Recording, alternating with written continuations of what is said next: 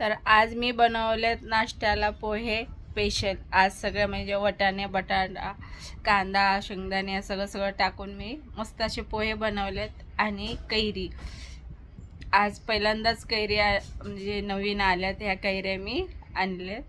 तर कैरी पोहे खाते मी. चला तुम्हाला बॅक कॅमेराने हे बघा कैरी. आणि हे मीठ घेतलंय आणि असा काळा चहा.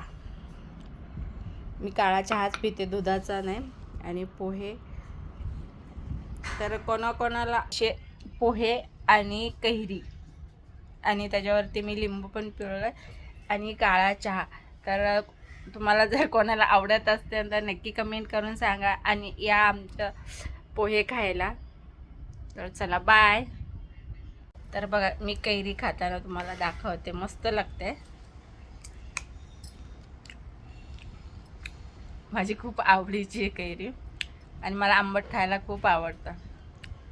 आणि आता जास्त काय मोठ्या मोठ्या नाही, छोट्यालाच आता हे बघा,